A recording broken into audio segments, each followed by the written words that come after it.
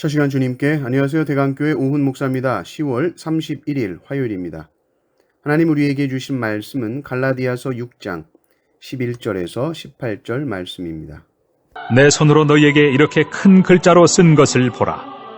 무릇 육체의 모양을 내려 하는 자들이 억지로 너희에게 할례를 받게 함은 그들이 그리스도의 십자가로 말미암아 박해를 면하리 함뿐이라. 할례를 받은 그들이라도 스스로 율법은 지키지 아니하고 너희에게 할례를 받게 하려 하는 것은 그들이 너희의 육체로 자랑하려 함이라. 그러나 내게는 우리 주 예수 그리스도의 십자가 외에 결코 자랑할 것이 없으니 그리스도로 말미암아 세상이 나를 대하여 십자가에 못 박히고 내가 또한 세상을 대하여 그러하니라. 할례나 무할례가 아무것도 아니로되 오직 새로 지으심을 받는 것만이 중요하니라. 무릇 이 규례를 행하는 자에게와 하나님의 이스라엘에게 평강과 긍휼이 있을지어다. 이후로는 누구든지 나를 괴롭게 하지 말라. 내가 내 몸에 예수의 흔적을 지니고 있노라. 형제들아, 우리 주 예수 그리스도의 은혜가 너희 심령에 있을지어다. 아멘. 아멘. 오늘은 갈라디아서 이제 마지막 본문을 다루게 됩니다. 지금까지 했던 말들이 다시 반복되고 강조되고 있죠. 복음 외에 다른 것은 없다. 우리의 구원을 위해서 복음이면 충분하다. 복음 위에 할례 같은 거 덧붙이려고 하지 말아라. 거짓 교사들이 자꾸 억지로 할례 받게 하려고 하는데 그들을 결코 따르지 말아라. 그들은 아주 의도적으로 그렇게 접근하고 있는 것이요. 할례를 받음으로써 그 할례 받은 것을 자랑하게 하려는 것이고, 그 할례를 자랑한다는 것은 결국 육체를 자랑하는 것이다. 어떻게 육체를 자랑하느냐? 너희가 받은 구원이 어떻게 받은 것인데 오직 하나님의 은혜로 된 것이기 때문에 자랑할 것이 우리 안에는 결코 없다는 것입니다. 자랑할 것이 있다면 오직 하나, 십자가. 우리가 복음을 가장 굳세게 붙들 수 있는 그 힘과 원동력이 바로 십자가로부터 나오는 것입니다. 그 십자가에 달리신 예수 그리스도, 그분만을 자랑하고 싶고 그분만을 높이려는 강한 열망과 갈망이 있을 때에 우리는 자기 자랑이 사라지게 되는 것이죠. 절대로 자신의 그 어떤 공로나 행위가 구원에 전혀 기여한 것이 없음을 알기 때문입니다. 우리는 주님 앞에 설 때 주님께 드릴 것이 죄밖에 없습니다.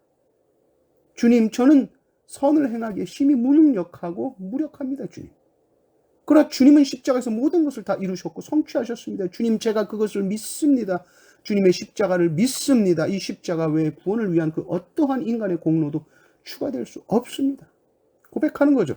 사도 바울은 그가 죽음까지 불사하면서 그렇게 열정적으로 사역했던 그 열심인 오직 하나로 귀결되는데 그게 십자가입니다. 십자가. 예수 그리스도께서 달려 죽으신 그 십자가. 그 십자가에서 모든 하나님의 사랑과 공의가 다 나타났고, 그 십자가로 인해서 하나님이 가장 높임 받으셨고 가장 영광 받으셨던 그 십자가, 이 영광스러운 십자가로 우리가 구원을 받았는데, 아니 이 십자가에 필적할 무슨 인간의 행위가 있겠습니까? 근데 거짓 교사들이 할례니 인간의 행위가 어쩌고 하니 바울은 참을 수가 없는 것이죠. 저주를 받을지어다, 저주를 받을지어다. 감히 그리스도의 십자가에 무엇을 덧붙일 수 있는가? 오직 은혜로 구원받은 자가 그 십자가의 은혜 외에 내가 뭐 어떻게 했느니 하며 자기 행위를 들먹일 수가 있냐는 거죠. 만약에 니들 말이 맞다면 예수께서 십자가에서 죽으신 것은 헛되이 죽으신 것이다.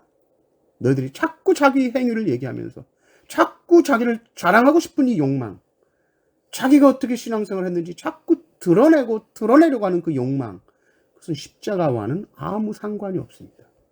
구원과도 아무 상관이 없습니다.